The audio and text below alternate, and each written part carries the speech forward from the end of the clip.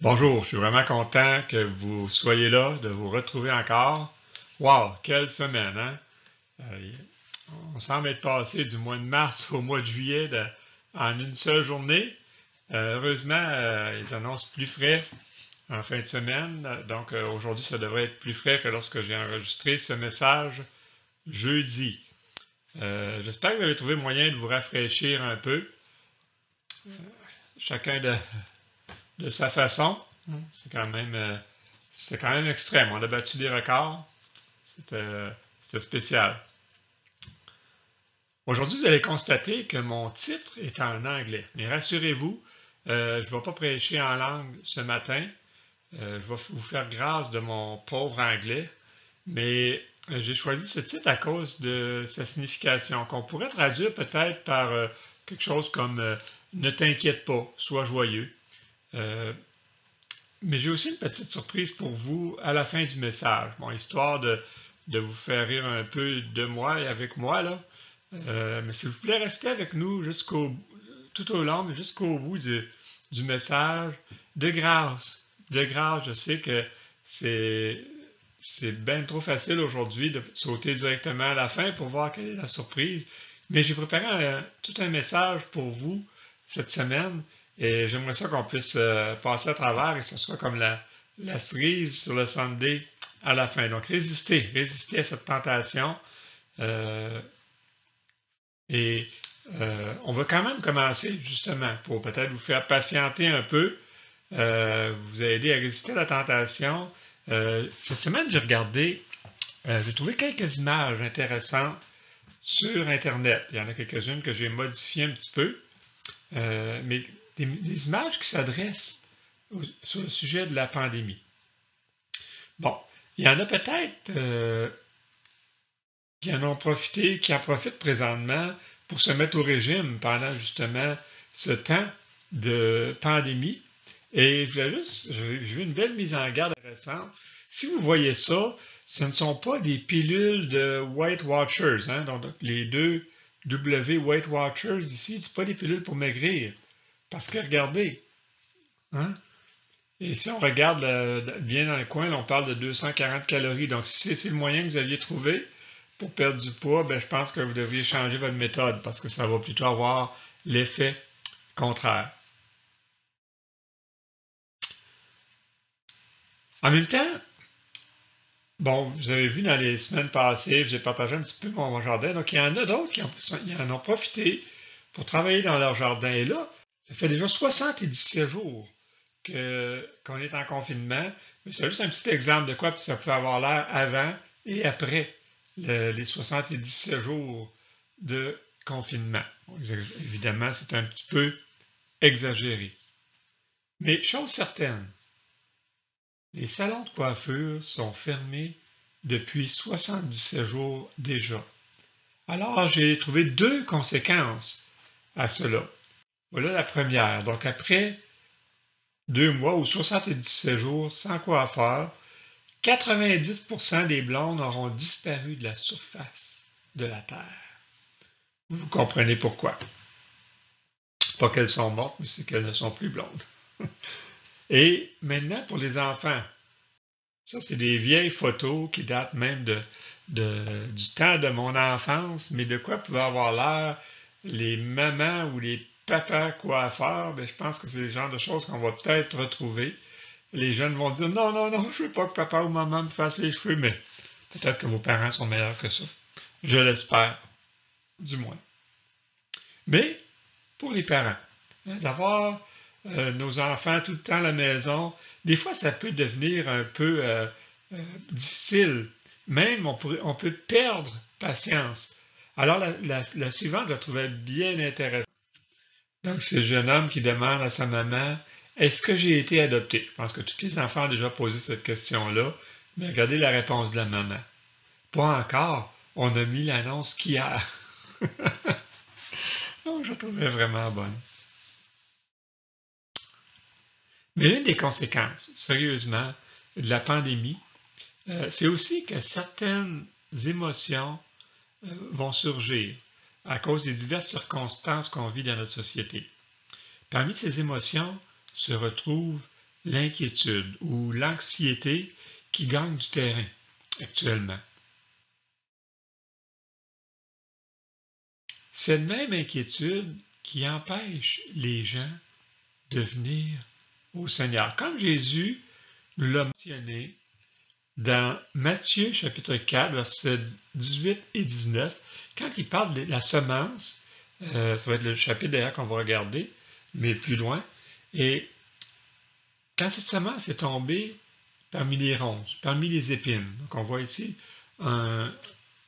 une clôture jonchée d'épines, de ronces, et regardez ce qu'il dit au verset 18 de Marc 4, excusez-moi, j'avais dit Matthieu, mais c'est Marc 4.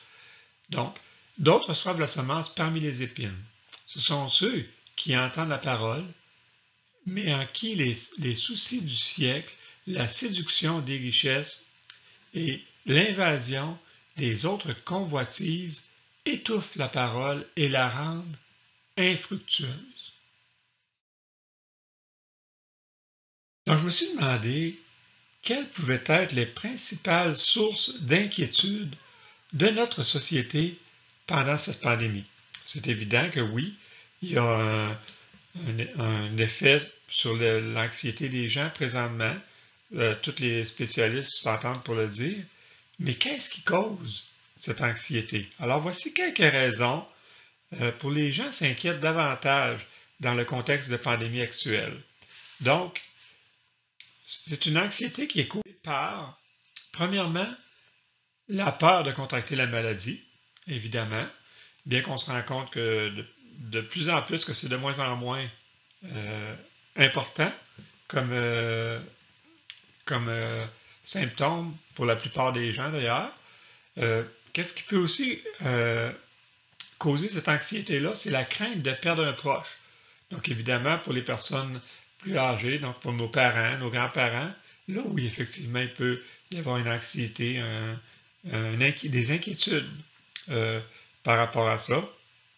La peur aussi de manquer d'argent à cause de soit d'une mise à pied ou d'une baisse de revenus. Ça peut être une cause de stress, d'anxiété, de crainte. Ensuite, la crainte de perdre notre fonds de pension, nos placements, à cause de la chute de la bourse, évidemment. Ça peut être une autre cause de nos inquiétudes. Une autre cause pourrait être le stress lié aux contraintes de distanciation. Donc, tous ces éléments de se laver les mains, de garder 2 mètres de distance, de porter un masque, de tousser dans son coude, peuvent à la longue devenir même un comportement compulsif et faire surréagir les gens lorsque les gens s'approchent un petit peu trop près de nous. Et ça aussi, ça peut être une cause d'anxiété ou d'inquiétude à la longue. Le stress causé par l'isolement, donc la famille qui est loin, comme nos fils qui sont plus loin, qu'on ne peut pas voir, des amis, l'isolement de l'Église aussi. Donc, ça peut être des causes qui pourraient faire augmenter notre anxiété. Une autre cause, ce serait le stress lié au confinement à cause des tensions familiales. Évidemment, quand on vit toujours, toute la journée, toute la semaine, avec notre conjoint, avec nos enfants, pour quelques-uns, eh bien oui, ça peut être une cause d'anxiété davantage, d'inquiétude, parce que oui, il y a plus de friction, il y a plus de chicane ou de tension, finalement, au sein de la famille. Et une 8e cause, c'est la crainte d'une conspiration mondiale. Ça, vous en avez sûrement tous entendu parler. Il y en a sorti des théories à dormir debout, même de mettre des émetteurs dans des vaccins pour pouvoir nous retracer. Nommez-les, ils en ont nommé, ils en ont trouvé des raisons, des conspirations. Il y a des gens qui aiment ça, arriver à des conclusions sans queue ni tête. Mais voilà, 8 causes, mais combien d'autres on pourrait trouver? Des causes qui augmentent l'anxiété chez les gens. Donc, ce matin, j'aimerais ça que nous tournions dans Marc 4, comme on l'a dit tout à l'heure, mais les versets 35 à 41. On ne va pas les lire tout de suite. C'est un récit qui nous touche à différents niveaux, à certains épisodes de notre vie. Et je crois que présentement, c'est un des textes des plus pertinents dans notre contexte actuel. Nous allons le lire au fur et à mesure qu'on va progresser, donc j'aimerais ça qu'on puisse tout de suite prier ensemble. Eh bien oui, Seigneur, je veux te remettre ce temps, qu'on puisse ouvrir tes Écritures. Merci pour ta parole, merci pour des textes riches, un enseignement comme celui qu'on voit ce matin de la tempête apaisée. Et Seigneur Dieu, oui, ma prière, c'est qu'on puisse en comprendre la richesse, comprendre ce que ça peut représenter pour nous dans notre vie présentement, aujourd'hui, Seigneur, et que ça puisse faire une différence dans la suite des choses. Donc oui, utilise ma bouche, utilise-moi pour bien communiquer, Seigneur Dieu, et qu'on puisse grandir, qu'on puisse être édifiés ensemble, en Jésus. Amen.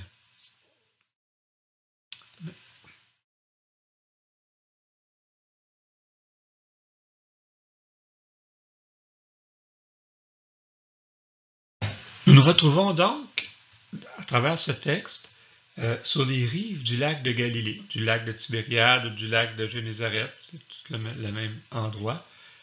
Jésus vient de prêcher à la foule toute la journée. Il y avait tellement de monde qu'il se jetait sur lui pour être guéri. On voyait dans Marc 3,9, il chargea ses disciples de tenir toujours à sa disposition une petite barque, afin de ne pas être pressés par la foule.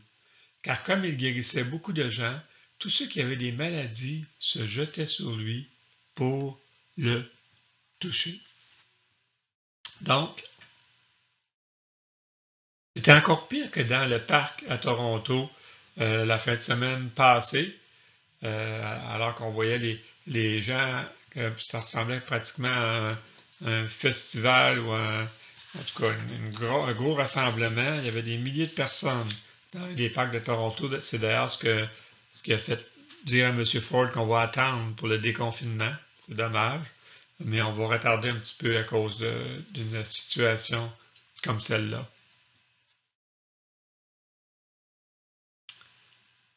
Donc, on voit que Jésus est monté dans une barque qui a enseigné toute la journée depuis cette barque. La foule, elle, se tenait sur le rivage. C'est ce qu'on voyait dans le chapitre 4, le verset 1 de notre passage, qui dit « Jésus se mit à nouveau à enseigner au bord de la mer. Une grande foule s'étant assemblée auprès de lui, il monta et s'assit dans une barque sur la mer. Toute la foule était à terre sur le rivage. » Donc voilà le contexte dans lequel Jésus, ou plutôt Marc, nous raconte ce récit de la vie de Jésus. Donc, commençons à regarder notre texte ensemble. Au verset 35 de Marc 4, donc on voit le projet de Jésus. Regardez ce que ça nous dit. Ça nous dit ce même jour, sur le soir, Jésus leur dit, « Passons à l'autre bord. »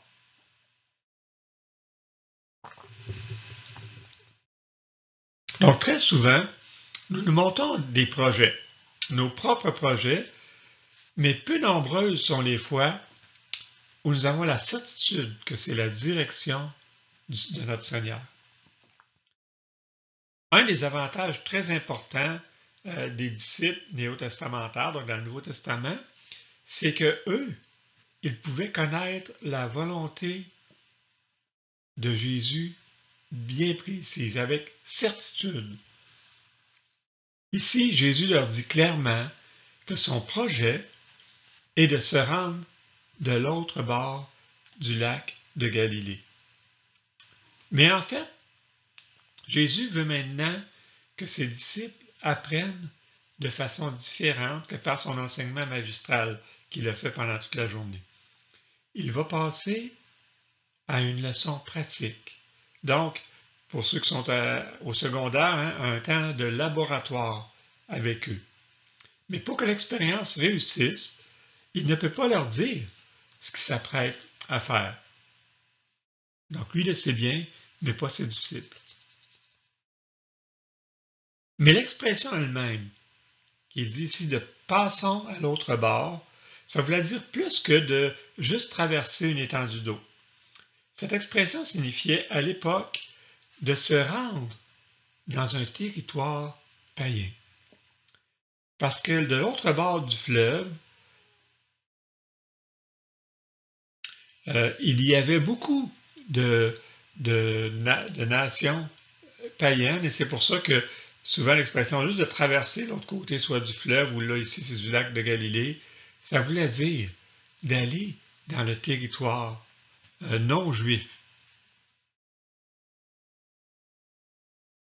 Alors Jésus avait le projet d'accomplir quelque chose de particulier parmi les non-juifs.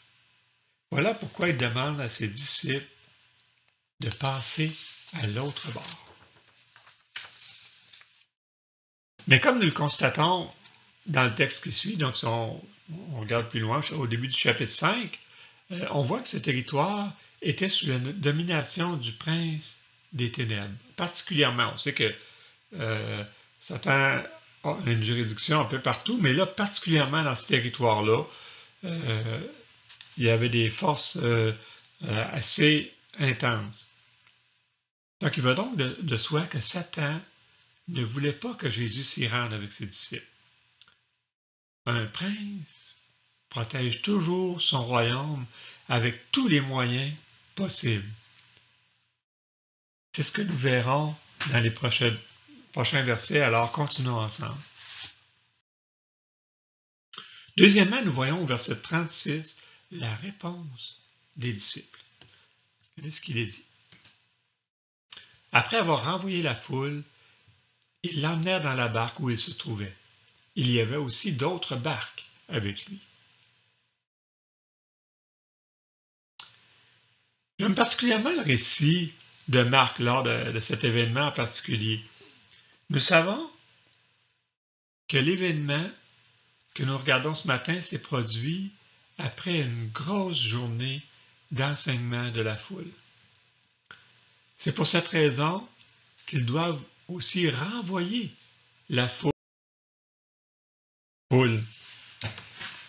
Alors, fort probablement que quand ils sont allés renvoyer cette foule, plusieurs ont dû rétorquer qu'ils étaient venus peut-être pour avoir une guérison de la part de Jésus. Certains ont dû être déçus, même peut-être que Jésus a opéré quelques guérisons, donc ça a dû prendre quand même un certain temps pour renvoyer cette foule-là.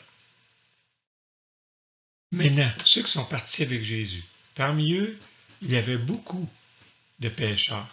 Donc, ses disciples ont dû bien planifier cette traversée, ont dû planifier tous les détails, et c'est probablement la raison pour laquelle il y avait plusieurs barques. C'est beaucoup plus sécuritaire quand on a plusieurs barques ensemble pour une telle traversée. Mais ce que nous pouvons noter par contre, c'est que Jésus leur a demandé de traverser à l'autre bord et que les disciples ont bien écouté, ont bien obéi à ce que Jésus leur avait demandé et ont pris toutes les mesures en leur pouvoir pour obéir à cet ordre ou à cette directive de notre Seigneur. Or, cet ordre ne pouvait pas être plus clair, aucun doute qu'il faisait exactement ce que Jésus leur avait demandé, donc ils faisaient la volonté de leur maître présentement. Donc, troisièmement, les circonstances incontrôlables. Je mets cette illustration-là parce qu'on voit dans l'illustration qu'il y a quelque chose dans la vague, là. Hein?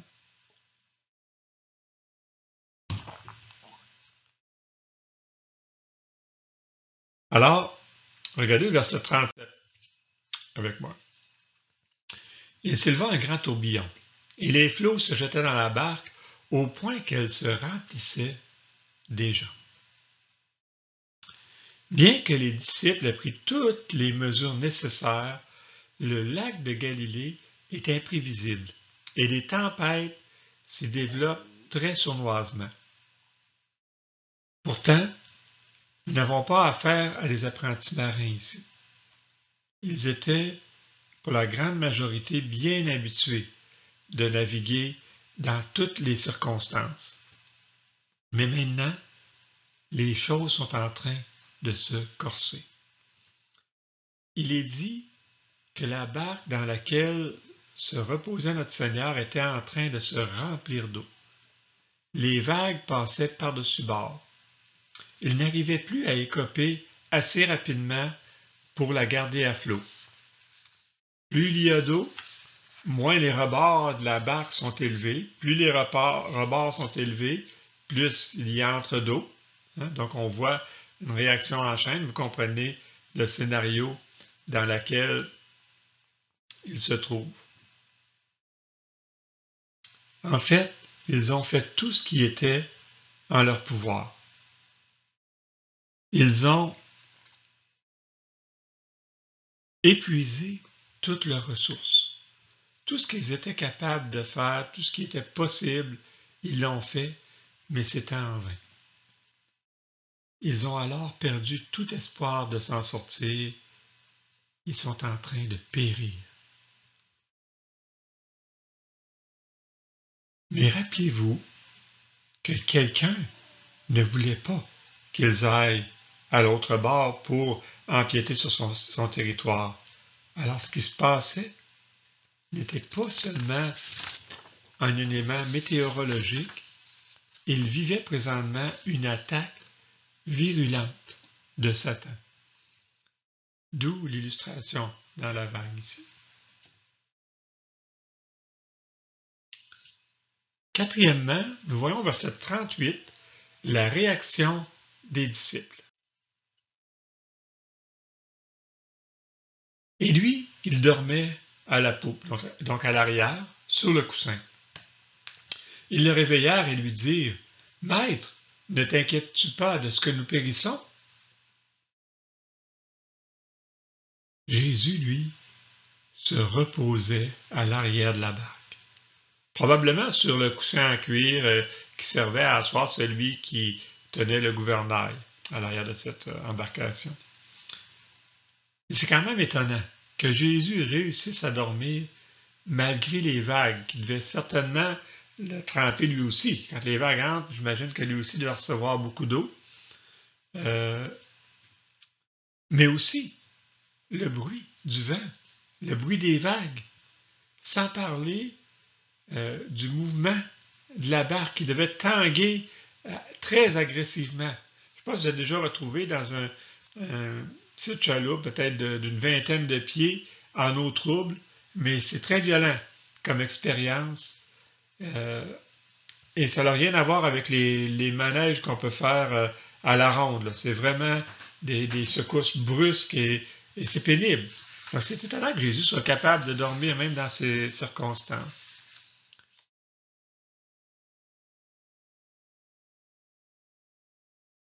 Mais on comprend que la journée a été longue et épuisante pour Jésus. Car Marc a pris la peine de mentionner que Jésus dormait et que les disciples doivent le réveiller. Il devait dormir à point fermé malgré les circonstances. Mais comment ont réagi les disciples? Eux, ils s'inquiétaient. Ils devaient surveiller Jésus du coin de l'œil pour l'interpeller dès qu'il ouvrirait le moindrement un œil. Mais ils ne se réveillaient pas. Et ils s'étonnaient que Jésus ne s'inquiète pas avec eux, alors ils l'ont réveillé. Probablement qu'ils étaient même un peu en colère. Ils disent, comment ça se fait que tu ne t'inquiètes pas avec nous autres? On aurait peut-être besoin aussi d'une autre paire de bras pour se relayer à l'écope, parce que là, on ne fournit plus. Regarde dans quel pétrin tu nous as mis. C'est toi qui nous as demandé de traverser à l'autre bord. Précisément. C'était Jésus qu'il leur avait demandé de passer à l'autre bord. Même qu'il leur avait ordonné. Ils auraient dû comprendre que quand Dieu décide quelque chose, cette chose est arrêtée et qu'elle va se réaliser peu importe les circonstances. Rien n'est plus certain. Non, Jésus ne va pas s'inquiéter avec eux. Jésus connaît bien son Père. Il sait que quand Dieu demande quelque chose, comme ici de passer à l'autre bord, il l'accomplit aussi avec nous. Il ne nous laisse jamais tomber. Jésus n'avait aucune raison et aucun désir non plus de s'inquiéter avec eux.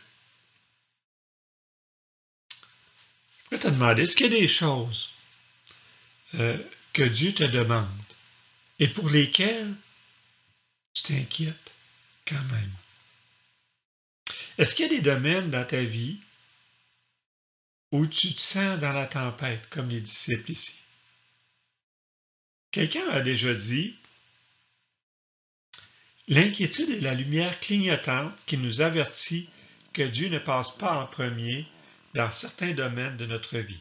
Donc, l'inquiétude est la lumière clignotante qui nous avertit que Dieu ne passe pas en premier dans certains domaines de notre vie.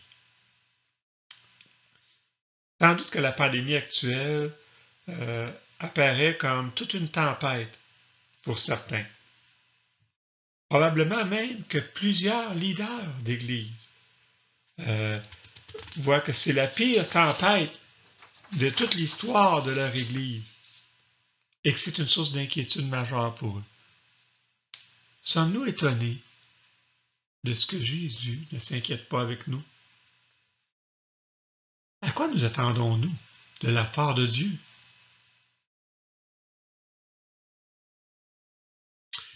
Cinquièmement, nous voyons au verset 39 la réponse de Jésus. Donc, s'étant réveillé, il menaça le vent.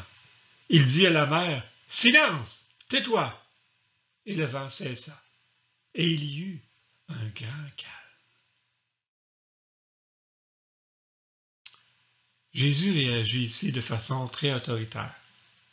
Il semble donner des ordres au vent et à la mer. Pourtant, ni le vent ni la mer ne sont des êtres vivants qui pourraient lui obéir ou qui pourraient obéir à de tels ordres. Alors, comme nous l'avons vu précédemment, il y avait là une attaque spirituelle, une guerre qui se passait dans les cieux. Jésus doit donc prendre autorité sur ces forces spirituelles qui se manifestent ici à travers le vent et la mer. Marc prend la peine de nous mentionner que non seulement il y a eu alors un calme, mais il dit qu'il y a eu un grand calme. Donc le lac est tout à coup devenu comme un miroir.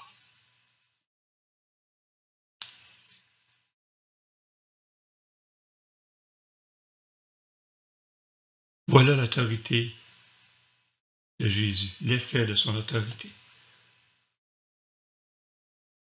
Donc, sixièmement, le reproche de Jésus. Au verset 40, il est dit, puis il leur dit, « Pourquoi avez-vous ainsi peur? Comment n'avez-vous point de foi? » Jésus leur adresse ensuite un reproche. La peur était causée par leur manque de foi. Mais c'est vraiment un peu commun de donner des ordres à quelque chose qui n'a pas d'oreille, comme le vent et la mer ici. Alors, est-ce que Jésus s'attendait que ses disciples fassent comme lui? Je pense que probablement pas. Bien que Jésus va les enseigner plus tard, du fait qu'ils vont pouvoir pourraient même comme une montagne, vous vous rappelez de ce texte qui est dans Marc 11, je te dis, si quelqu'un dit à cette montagne, ôte-toi de là et jette-toi dans la mer, un peu la même idée, hein? Il parle à une montagne, c'est pas vivant ça. Et s'il ne doute point en son cœur, mais croit que ce qu'il dit arrive, il le verra s'accomplir. Mais je pense que ce n'est pas ce que Jésus s'attendait d'eux autres. Je crois que ce que Jésus leur reproche ici, c'est plutôt leur peur. Et non pas de faire taire ici la mer ou le vent. Là. Nos peurs, nos inquiétudes sont le fruit de notre manque de foi. C'est ce que le texte nous dit ici. Comment avez-vous point de foi? Non pas que nous pouvons par notre puissance accomplir des miracles, mais nous pouvons prier Dieu. Comme les disciples qui auraient simplement pu demander à Jésus d'accomplir ce miracle-là au lieu de lui demander finalement de s'inquiéter avec eux, comme ils l'ont fait. En fait, ils n'avaient pas encore réalisé qui était dans la barque avec eux. Le Dieu créateur, celui qui a créé le vent et la mer, était assis avec eux dans la barque. Que pouvaient-ils craindre? Quoi donc que leur étonnement, qui suit juste au verset après, venait du fait qu'ils viennent de réaliser qui était Jésus justement. Donc, septièmement, l'étonnement des disciples. Regardez le verset 41. Ils furent saisis d'une grande frayeur, et ils se dirent les uns aux autres, quel est donc celui-ci à qui obéissent même le vent et la mer? Ce n'est pas une petite chose, là. Le Dieu créateur de la terre et des cieux est assis avec toi dans une petite barque. Oh, il savait bien que Jésus avait tout un pouvoir particulier. On le voit dans le contexte, là, les gens se lançaient sur lui pour être guéris. Là. Donc, il voyait qu'il avait une puissance. Mais de là à contrôler le vent et la mer, ça, par exemple, il n'avait pas réalisé encore. C'était une coche au-dessus de ce qu'ils avaient compris jusqu'ici sur la personne de Jésus. Et la réaction, ça a été une grande frayeur. Ah, peut-être qu'ils ont eu toute une frousse de la peur de mourir dans cette tempête. Mais là, en présence qui est bien au-dessus du vent et de la tempête qui leur a fait peur, là, le texte nous dit qu'ils ont eu une grande frayeur. Je vous rappelle que les gens de l'époque adoraient une multitude de dieux, dont, entre autres, le dieu des vents, Éole, ou le dieu des mers, qui était Poséidon, mais pour les Romains, c'était Neptune. Jésus était donc supérieur à ces personnages mythiques qui n'existaient pas, évidemment, mais qui déjà étaient impressionnants pour les gens de l'époque. C'est un peu comme, peut-être pour les jeunes aujourd'hui, si on disait que Jésus est plus fort que Superman et Capitaine America. Bon, c'est un petit peu la même idée. C'était des personnages fictifs, bon, mais même que les gens y croyaient quand même, mais c'était des personnages inventés. Et les gens se disaient « Wow » quand il y avait ces noms-là. Puis là, Jésus se rend compte qu'il est au-dessus de ces personnages-là. Mais Jésus, lui, c'était pas une légende. Il l'avait devant les yeux. Ils l'ont vu de leurs yeux vus. Jésus a apaisé la tempête juste avec sa voix, juste en ordonnant, le vent puis la mer lui ont obéi.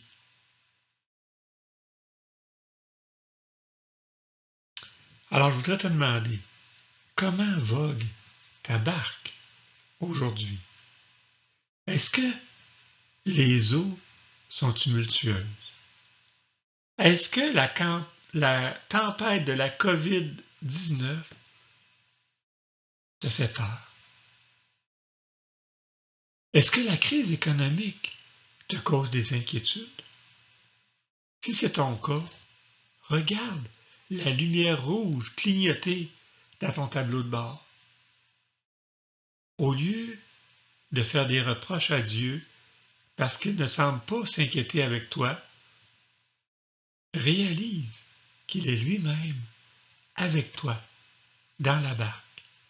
Le Dieu créateur de l'univers est en train de voguer à tes côtés. Pourquoi pourrais-tu alors avoir peur? Fais connaître tes craintes, tes peurs à Dieu. Avoue-lui que tu manques de foi et demande-lui de calmer cette tempête. Il est capable de le faire. À lui obéissent même le vent et la mer. Ne t'inquiète pas, mais sois joyeux. La joie fait partie du fruit de l'esprit en toi, pas la peur. Alors, don't worry, be happy. Happy. Excusez-moi, j'ai de la misère avec mon anglais, je vous l'avais dit. Donc, prions. Bien oui, notre bon Papa du ciel, on veut te remercier parce que tu es le Dieu qui règne sur tout, qui est souverain même sur cette bactérie de la COVID-19, Seigneur Dieu, que c'est pas au-dessus de toi, comme le vent n'est pas au-dessus de toi, comme la mer n'est pas au-dessus de toi. Seigneur Dieu, certainement, je te prie que mes frères, mes sœurs, que les gens qui écoutent présentement puissent te faire confiance, puissent t'apporter leurs inquiétudes, leurs soucis, et te faire confiance à toi seulement. Seigneur Dieu, rien n'est au-delà de tes capacités. On veut, Seigneur, on veut s'attendre à toi seulement. Et c'est en Jésus qu'on veut te prier. Amen.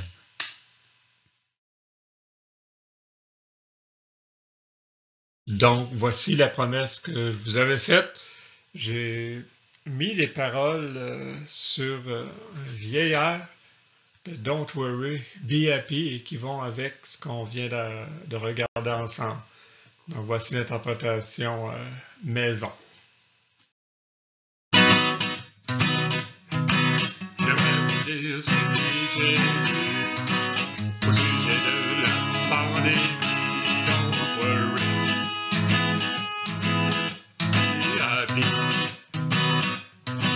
Même si la mer est en folie, Jésus est dans la barque aussi, don't worry. Be happy.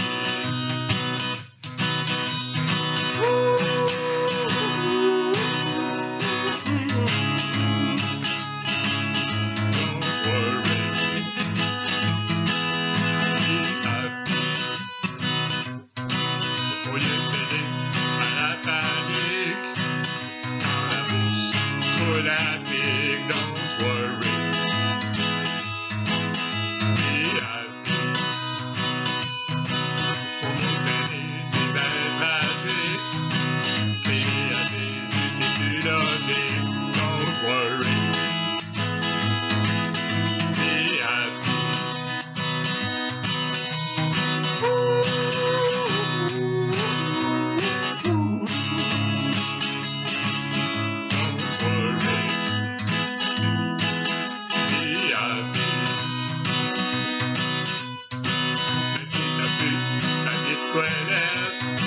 Même si la vie est moins coquette, don't worry. Be happy. Quand ta santé est plus mollette, disons à Jésus c'est même plus chouette, don't worry. Be happy.